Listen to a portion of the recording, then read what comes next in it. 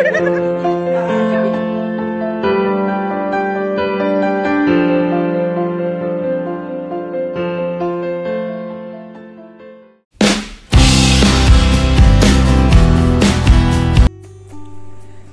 Morning সবাই কেমন আছো? আশা করি ভালো আছো, সুস্থ আছো। আমরাও খুব ভালো আছি, খুব মজা করছি।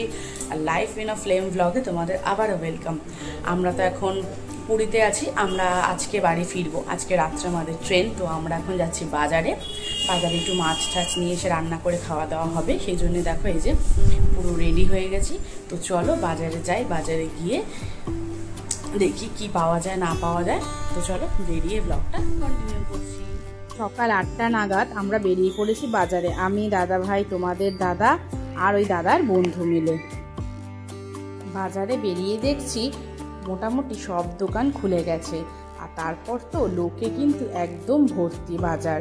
আর এই যে পুচকেও কিন্তু আমাদের সাথে সমান তালে রোজ বাজারে এসছে। বাজারে ঢুকতে না ঢুকতেই এত ভ্যারাইটি মাছ দেখেছি, কি বলবো, দারুণ লাগছিল। তোমাদের সাথে বাজারটা আমি আগেও শেয়ার করেছি, আমরা প্রত্যেক দিনই কিন্তু বাজারে এসেছি। আর এখানে একটা জিনিস লক্ষ্য করলাম, যত ট্যুরিস্ট যায় সবাই কিন্তু এরকম হলিডে হোম নেয় আর রান্না করে বাজার করে কিন্তু খায়। আমাদের এখানে বাজারে যেরকম প্রত্যেকটা মাছের মধ্যে বরফ দিয়ে রাখে, এখানে কিন্তু সেই জিনিসটা দেখলাম না। এখানে একদম সমুদ্র থেকে মাছ ধরছে আর একদম টাটকা তরতাজা মাছ কিন্তু বিক্রি হচ্ছে। আর এখানে চিংড়ি মাছগুলো এত বড় বড়, আমার তো দেখে দারুণ লাগছিল। একটু গন্ধ বেশি, কিন্তু সাইজগুলো কিন্তু দারুণ ছিল। আর এই বাজারে আরেকটা জিনিস লক্ষ্য করলাম, এখানে মহিলারাই মাছ বিক্রি করেন, আবার মহিলারাই কিন্তু মাছ কেটে দেয়। আর এখানে দেখো এই মহারাজা কিন্তু বেশ বাজারে ঘুরে ঘুরে এর ওর কাছ থেকে মাছের কাটা, মাছের ডিম, নানা ধরনের খাবার কিন্তু খেয়ে যাচ্ছে।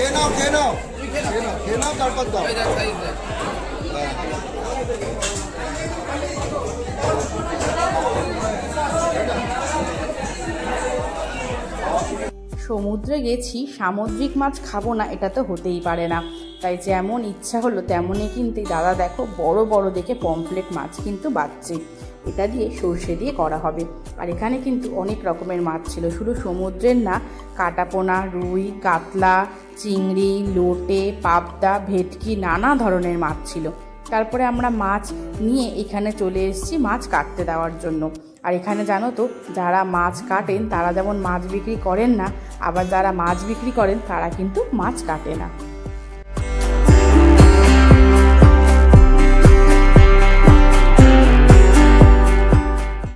আর এই যে গলিটা দেখছো, এটা কিন্তু পুরোটাই মাছ কাটার গলি। বাজারের পেছন দিকটা এরকম করে গলিতে সবাই বসে থাকে আর সবাই মাছ এনে এনে এখানে মাছ কাটার জন্য দাঁড়িয়ে থাকে। মাছ টাছ নেওয়া হয়ে যাওয়ার পরে আমরা এখন গ্রসারির দোকানে এসেছি একটু মশলা, তেল, চাল এগুলো নেওয়ার জন্য।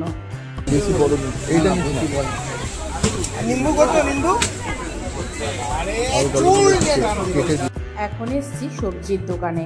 এখান থেকে মাছের জন্য পেঁয়াজ, টমেটো, লঙ্কা, ধনেপাতা আর স্যালাডের জন্য শসা, পেঁয়াজ এগুলো নেব।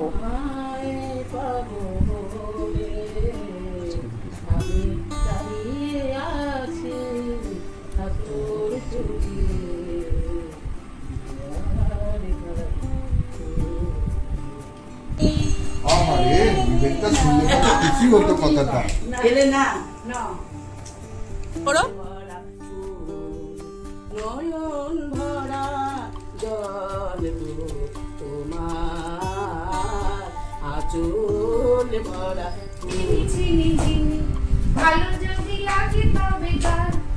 দাম দিয়ে কিনি। দেখতেই পাচ্ছ আমাদের আন্তাক্ষরী আড্ডা কিন্তু ভালোই জমে উঠেছে। আর এখানে তোমাদের দাদাও কিন্তু গান গেয়েছে, আর বেশ মজা হচ্ছিল জানো তো। এত সুন্দর আড্ডা ছেড়ে না একদম বাড়ি আসতে ইচ্ছা করছিল না।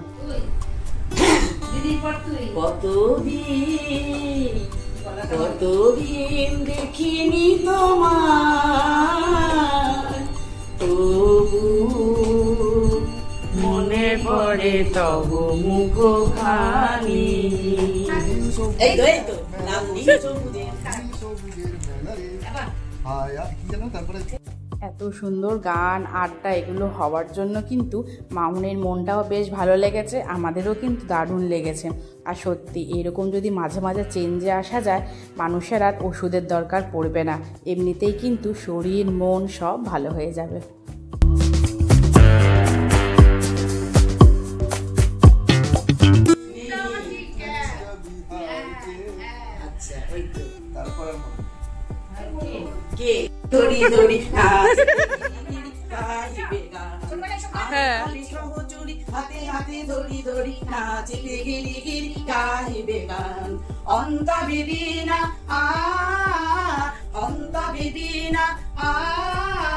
গানের লড়াই হয়ে যাওয়ার পর আমাদের রান্নাও কিন্তু কমপ্লিট হয়ে গেছে। এখন আমরা সবাই মিলে দেখো খেতে বসে পড়েছি।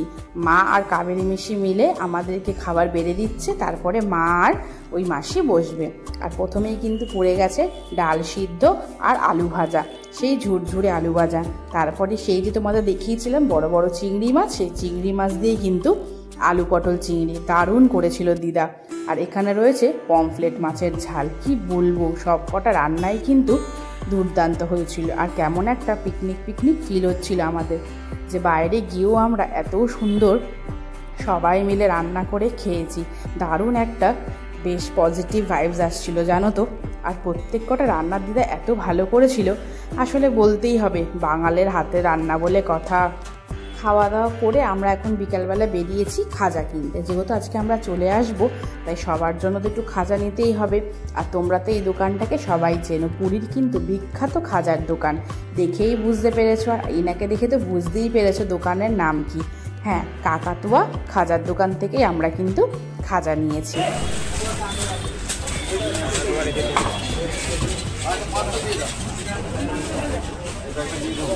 আর সবাই যেহেতু জানতো আমরা পুরী আসবো, সবাই একটু আশা করে থাকবে পুরীর খাজার জন্য, তাই ভাগে ভাগে নিয়ে নিলাম। নিয়ে এখন একটু এসছি সমুদ্রের কাছে, যেহেতু আজকে বাড়ি চলে যাবো তাই ভাবলাম লাস্টবার একবার সমুদ্রের সঙ্গে দেখা করে আসি। মনটাও খারাপ লাগছিলো জানো তো, 2 দিন 3 দিন রোজ এই সমুদ্রের ধারে এসে বসেছি, কিন্তু আজকে বাড়ি চলে যাব। যাই হোক, একবার সমুদ্রের সঙ্গে দেখা করে তারপর বাড়ি যাব।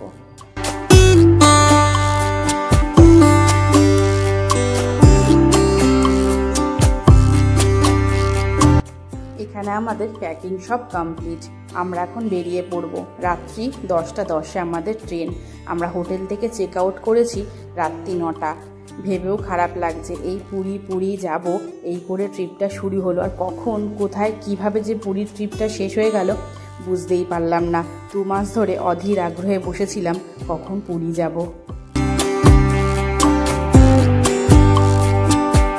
আমাদের গাড়ি চলে এসছে আর লাগেজগুলো এখন তোলা হচ্ছে। এসছিলাম কতটা আনন্দ নিয়ে, যাচ্ছি একটু মন খারাপ নিয়ে। বলবো না অনেক মন খারাপ, অবশ্য গেলেই কিন্তু আবার জগন্নাথ দেবের কাছে আসতে পারবো। আসলে কোথাও ঘুরতে যাওয়ার কথা উঠলে টিকিট কাটা থেকে শুরু করে সব কিছু প্ল্যানিং একটা মজার মধ্যে দিয়ে কাটে, আনন্দের মধ্যে দিয়ে কাটে। আর যখন ফিরে আসি মনটা কিন্তু বেশ ভারাক্রান্ত হয়ে পড়ে। আর যখন ভাবছিলাম ট্রেনে উঠে পরের দিন সকালেই বাড়ি চলে যাব, খুব খারাপ লাগছিল। আর এই যে আমরা স্টেশনে চলে এসেছি, এসেই যখন নিজের দেশের পতাকাটা দেখলাম মনটা একটু হলেও কিন্তু ভালো লাগলো। আমাদের ট্রেন ছিল 5 নম্বর প্ল্যাটফর্ম থেকে, আর রাত্রি 10টা 10, পরের দিন সকাল 7টা 10-এর মধ্যে আমাদের সাঁতরাগাছি নামিয়ে দেবে। এখন সমস্ত লাগেজ নিয়ে আমরা যাচ্ছি 5 নম্বর প্ল্যাটফর্মে। ট্রেনে আমরা উঠে পড়েছি, আর এই কম্পার্টমেন্টটা হচ্ছে মায়েদের। এখানে আমরা সমস্ত ব্যাগ রেখে আমাদের কম্পার্টমেন্টটা দেখতে গেছিলাম, আর এসে দেখছি পুচকি খেয়ে দিয়ে কিন্তু শুয়ে পড়েছে। আসলে অনেকটাই রাত হয়ে গেছে, বাচ্চা মানুষ ঘুমও পেয়ে গেছে।